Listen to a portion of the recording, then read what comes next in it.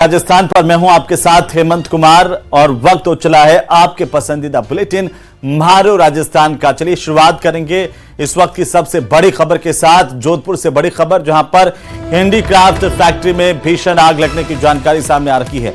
आग पर काबू पाने की कोशिश लगातार जारी है। 8 दमकल अभी तक मौके पर पहुंच चुके हैं। दमकल कर्मी कड़ी मशक्कत कर रहे हैं इस आग पर काबू पाने की, लेकिन केमिकल के ड्रम फटने से आग ने विकराल रूप धारण कर लिया है।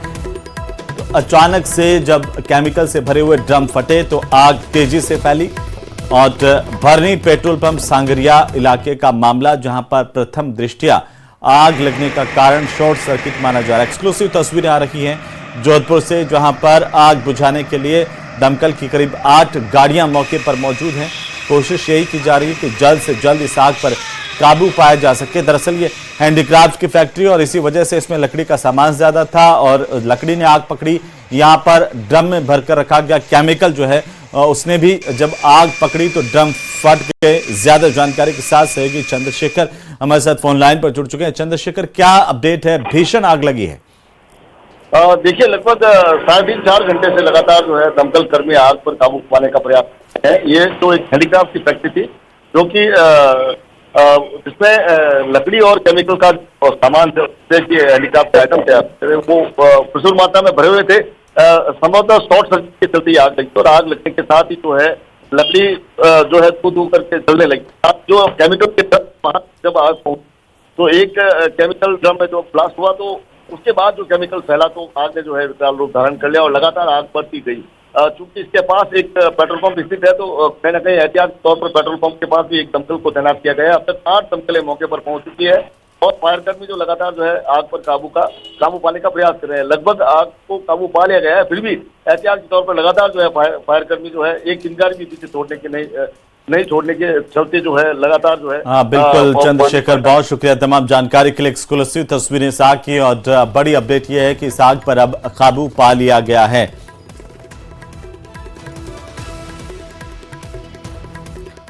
और इसी बीच श्री गंगानगर से बड़ी खबर मिल रही है, जहां गैंगस्टर ऋतिक बॉक्सर की कोर्ट में आज पेशी हुई है। कोर्ट ने ऋतिक बॉक्सर को जेल भेज दिया है। रिमांड अवधि पूरी होने पर इसे न्यायिक अभिरक्षा में जेल भेजने के आदेश कोर्ट की तरफ से दिए गए हैं। अजमेर हाई सिक्योरिटी जेल भेजने के आदेश दिए गए कोर्ट की तरफ से। तस्करी मामले में इसे कोर्ट में पेश किया गया था। रायसिंह नगर के तस्कर दंपति को मादक पदार्थों की डिलीवरी से जुड़ा हुआ यह मामला, जिसमें गैंगस्टर ऋतिक बॉक्सर के तार जुड़े हुए थे। इसके बाद इसे जेल से प्रोडक्शन वारंट पर गिरफ्तार किया गया, पूछताछ की गई है।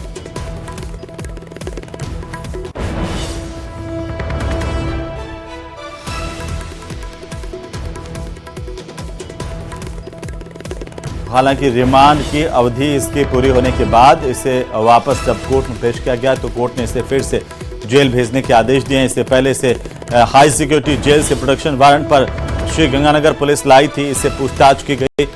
और इसी बीच हम आपको बता दें कि राजधानी जयपुर से बड़ी खबर मिल रही है, जहां पर सीएनजी और पीएनजी की वैट दरें घटाने की अधिसूचना जारी कर दी गई है। बड़ी खबर, घटी हुई दरें कल से प्रभावी होंगी। मुख्यमंत्री भजनलाल ने 12 मार्च को सदन में घोषणा की थी बजट के तहत, और अब ये 10% से घटाकर के 7.5% वैट लगेगा। 10% पहले वैट लिया जाता था, इसमें कटौती की गई है, कमी की गई है और इसकी अधिसूचना जारी कर दी गई है। अब जयपुर में रहने वाले लोगों को सीएनजी और पीएनजी पहले के मुकाबले सस्ती दरों पर मिल पाएगी। कल से ये घटी हुई दरें प्रभावी होंगी। बड़ी खबर है इस वक्त की। तो वहीं नेता प्रतिपक्ष टीकाराम जूली ने जोगाराम पटेल के बयान पर पलटवार किया। कहा कि आने वाले टाइम में बीजेपी की बैंड बजेगी। वाले टाइम में जो काम बीजेपी कर रही है ना, जनता के सामने आ चुका है और कांग्रेस जिस मजबूती के साथ काम कर रही है, पूरे प्रदेश में हमारे एआईसीसी के सेक्रेटरी, जिलाध्यक्ष सब लोगों ने मीटिंग की है। पूरी यहाँ समीक्षा होगी। काम करने वालों को मौका मिलेगा, जो साइलेंट बैठे हैं, काम नहीं कर रहे हैं, उनकी छुट्टी होगी। तो ये भूचाल ही है जो बीजेपी का सफाया कर देगा। उधर कैबिनेट मंत्री डॉक्टर किरोड़ीलाल मीणा एक बार फिर एक्शन में दिखाई दिए और मुख्यमंत्री के काफिले में जान गंवाने वाले एएसआई सुरेंद्र चौधरी की पत्नी सविता कुमारी के साथ डीजीपी यूआर साहू से मिलने पहुंचे। डीजीपी से एएसआई सुरेंद्र चौधरी के परिजनों को आर्थिक मदद की मांग की है। दरअसल 11 दिसंबर 2024 को मुख्यमंत्री भजनलाल शर्मा के काफिले के साथ हुए सड़क हादसे में घायल एएसआई सुरेंद्र सिंह की अस्पताल में इलाज के दौरान मौत हो गई थी। एएसआई सुरेंद्र चौधरी की मौत के 3 महीने बीतने के बाद भी अब तक परिवार को आर्थिक मदद नहीं मिली।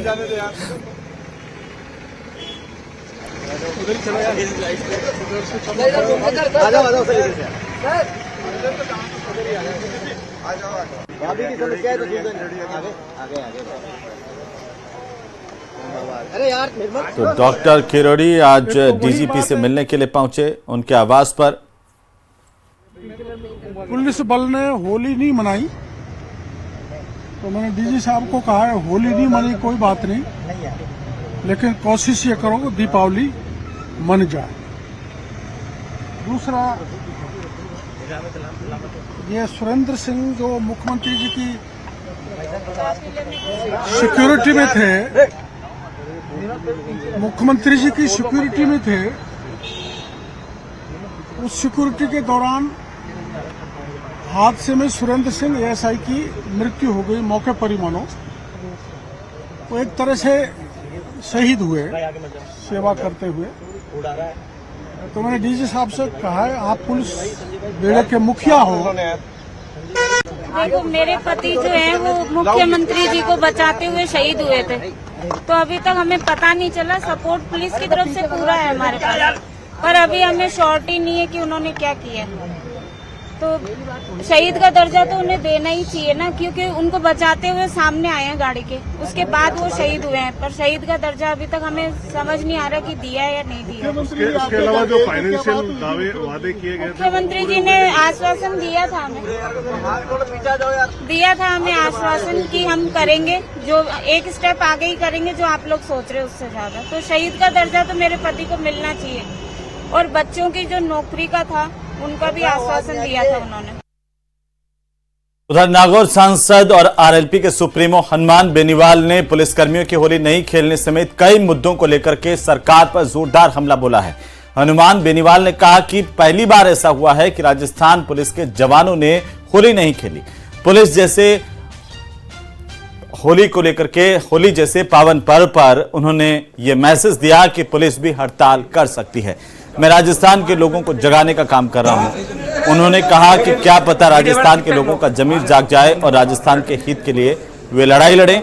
वहीं हनुमान बेनीवाल ने एक बार फिर से आरपीएससी को भंग करने को लेकर कहा कि ये वही पार्टी है जिन्होंने आने से पहले कहा था कि हम पहली कैबिनेट की बैठक में आरपीएससी को भंग कर देंगे, लेकिन अभी तक आरपीएससी भंग नहीं कर पाए।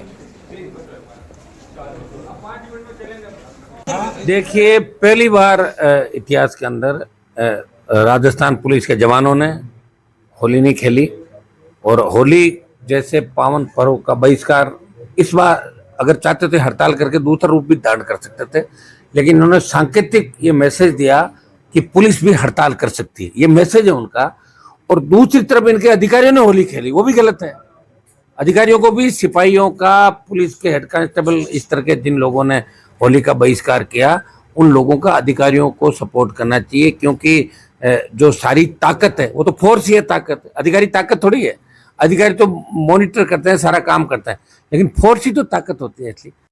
तो वहीं तिजारा विधायक बाबा बालकनाथ ने जन सेवम भवन में लोगों से मुलाकात की। इस दौरान विधायक बालकनाथ ने कांग्रेस पर जमकर निशाना साधा। कहा कि कांग्रेस के राज में राजस्थान में अपराध बहुत था, बीजेपी सरकार में अपराध में काफी कमी आई है और आगे भी भजनलाल सरकार में अपराध और कम होगा।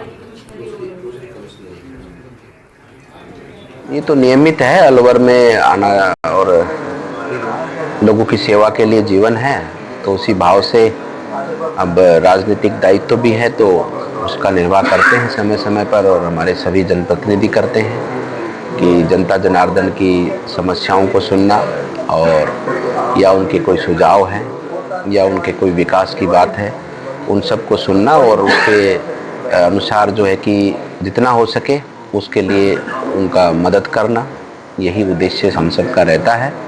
उसी भाव से आज सब लोगों से मिलना हुआ है और कुछ लोगों के काम हैं, उन कामों को भी संज्ञान में लेकर और संबंधित से बात कर कर उनका समाधान हो और जनता को उसका राहत मिले। पहचान दिलाने वाले मेवाड़ के पूर्व राज परिवार के सदस्य अरविंद सिंह मेवाड़ का आज सुबह निधन हो गया। उनके निधन से मेवाड़ में शोक की लहर है। रिपोर्ट देखिए। मेवाड़ के पूर्व राज परिवार के सदस्य अरविंद सिंह मेवाड़ का उदयपुर में निधन। डेस्टिनेशन वेडिंग के रूप में लेक सिटी को दिलाई थी पहचान।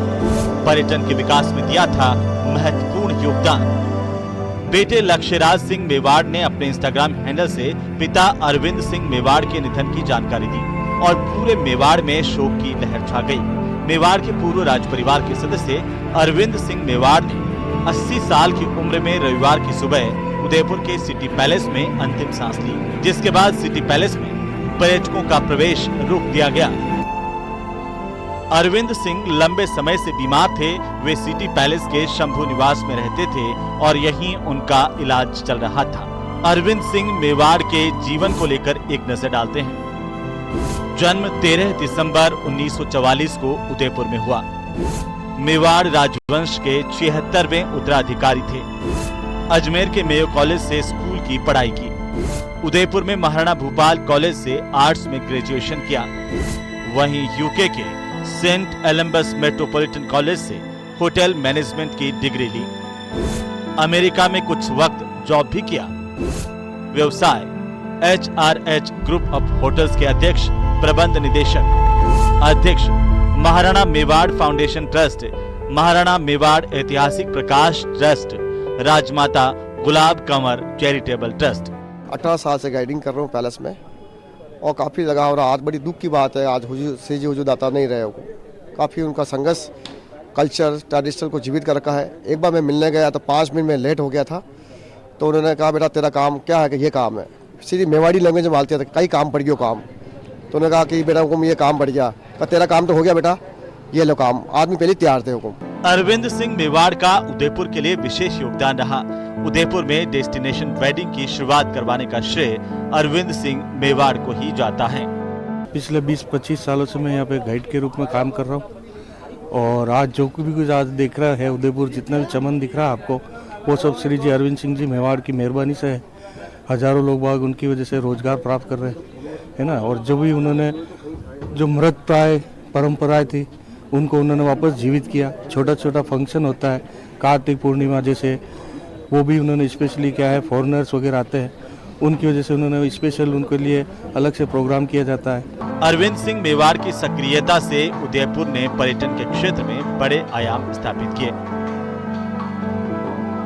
उन्होंने एकलिंग जी मंदिर के जीर्णोद्धार समेत उदयपुर के पर्यटन के विकास के लिए कई महत्वपूर्ण कार्य किए।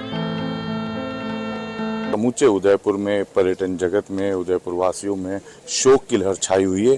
फिलहाल सिटी पैलेस में अंतिम संस्कार जो कि कल किया जाएगा, उसकी तैयारियां की जा रही है। सुबह 7 बजे अंतिम दर्शन के लिए पार्थिव देह सिटी पैलेस के परिसर में रखा जाएगा, जहां पर लोग बड़ी तादाद में पहुंचेंगे और अरविंद सिंह मेवाड़ को श्रद्धांजलि अर्पित करेंगे, अंतिम दर्शन करेंगे और उसके बाद में सिटी पैलेस से अंतिम यात्रा शुरू होगी, जो महासतिया जाएगी, जहां अरविंद सिंह मेवाड़ के पार्थिव देह को पंचतत्व में विलीन कर दिया जाएगा। उनके बेटे लक्ष्यराज सिंह मेवाड़ उन्हें मुखाग्नि देंगे।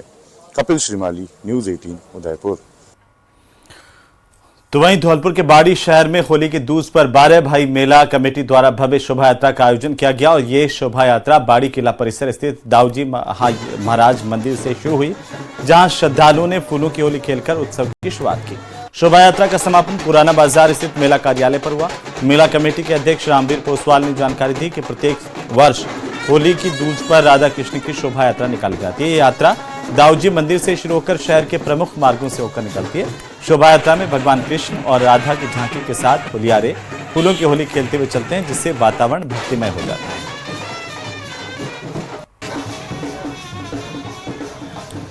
तो वहीं भीलवाड़ा जिले के पालड़ा गांव में स्थित देवनारायण मंदिर प्रांगण में गैर नृत्य का आयोजन किया गया। इस नृत्य में पालड़ा समेत आसपास के गांवों से सैकड़ों कलाकारों ने मनमोहक अंदाज में लाल सफेद आंगी पहने हुए गैर नृत्य की प्रस्तुतियां दी हैं और इस गैर नृत्य को देखने के लिए बड़ी संख्या में लोग यहां पर पहुंचे। नृत्य सामूहिक रूप से गोल घेरा करके ढोल, बांकिया, थाली, वाद्य यंत्रों के साथ हाथ में डंडा लेकर किया जाता है। और इसकी सबसे खास बात यह है कि ये गैर नृत्य की परंपरा आज भी परला गांव के युवा और बुजुर्ग पीढ़ी दर पीढ़ी निभाते हुए आ रहे हैं। इसमें 3 पीढ़ियां एक साथ गैर नृत्य करती हैं।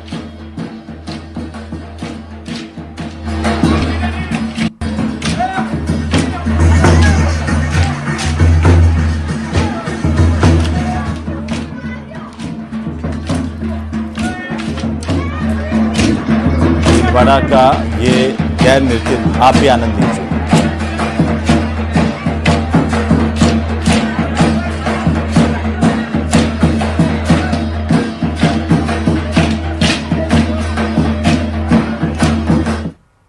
तो वहीं चौमू की दौलतपुरा थाना पुलिस ने अपहरण और फिरौती की वारदात को अंजाम देने वाली गैंग का पर्दाफाश किया है। पुलिस ने इस वारदात में शामिल एक महिला समेत 3 अन्य आरोपी गिरफ्तार किए हैं। आरोपियों के पास से वारदात में इस्तेमाल की गई कार, एक पिस्टल, एक कारतूस, फिरौती की रकम में से 2 लाख रुपए भी बरामद हुए हैं। पुलिस ने बताया कि पीड़ित ने 11 मार्च को थाने में रिपोर्ट दर्ज करवाई थी कि आरोपियों ने उसे जबरन कार में डाला, इसके मुंह पर टेप चिपका दिया और मारपीट की उसके साथ। इसके बाद आरोपियों ने पीड़ित के फोन से उसकी पत्नी को कॉल करके 7 लाख रुपए की फिरौती की मांग की। फिरौती की रकम मिलने के बाद भी उसे दौसा के आगे सिकंदरा मोड़ पर छोड़ दिया गया। मामले की गंभीरता को देखते हुए पुलिस ने तुरंत अलग अलग टीमों का गठन किया। घटनास्थल, आसपास के इलाकों की सीसीटीवी कैमरों की जांच की, साथ ही टोल प्लाजा के रिकॉर्ड की जांच की। पुलिस ने जांच करते हुए चारों आरोपी गिरफ्तार कर लिए। तो वहीं झुंझुनू के पिलानी कस्बे में एक घर में चल रही धर्म विशेष की प्रार्थना सभा को लेकर हिंदूवादी संगठनों ने आपत्ति जताई। प्रार्थना सभा की आड़ में धर्म परिवर्तन करने के आरोप लगाए। इन संगठनों के कार्यकर्ताओं की सूचना के बाद पिलानी पुलिस मौके पर पहुंची, मामले को लेकर जानकारी ली। दरअसल संगठन की तरफ से मुनेश स्वामी ने जानकारी दी कि पिलानी कस्बे में वाटिका कॉलोनी में एक मकान में धर्म परिवर्तन से जुड़ी गतिविधियों के संचालन को लेकर सूचना मिली थी और हिंदूवादी संगठनों को सूचना मिली कि प्रार्थना सभा में लालच देकर धर्म परिवर्तन करवाया जा रहा है। यहाँ काफी सालों से, करीब 10 सालों से ही पता चल रहा था कि यहाँ क्रिश्चियन लोग रहते हैं और वो जो हिंदू धर्म के लो तबके के लोग बाग हैं उनको प्रलोभन देके, किसी भी तरह का प्रलोभन, पैसों का, औरत का, घर का, मकान का, किसी भी तरह का प्रलोभन देके उनको धर्म परिवर्तन करवाने का काम करते हैं। तो हमें पता चला, काफी दिन से पता चल रहा था, लेकिन इस रविवार को हमने लोगों से जांच पड़ताल करवाई तो यहाँ लोग बाग इकट्ठे हो रहे थे और हमने तुरंत यहाँ आके इकट्ठे हो गए और इकट्ठे होने के बाद में हमने पुलिस को सूचना दी। पुलिस प्रशासन यहाँ आया और पुलिस प्रशासन ने यहाँ आकर उनको अंदर से बाहर निकालने की कोशिश की, लेकिन कोई भी बाहर नहीं निकला। तो कार्यकर्ताओं की तरफ से आरोप लगाए गए। हिंदूवादी संगठनों के कार्यकर्ता यहां पर पहले पहुंचे थे, इसके बाद उन्होंने हंगामा किया, पुलिस को सूचना दी, जिस पर पुलिस की टीम भी मौके पर पहुंची। मामले को लेकर तफ्तीश की जा रही है। झुंझुनू के पिलानी में हिंदू संगठनों के कार्यकर्ताओं ने धर्म विशेष पर जबरन धर्म परिवर्तन करवाने के गंभीर आरोप लगाए हैं। इस मामले को लेकर अब पुलिस की तफ्तीश जारी है।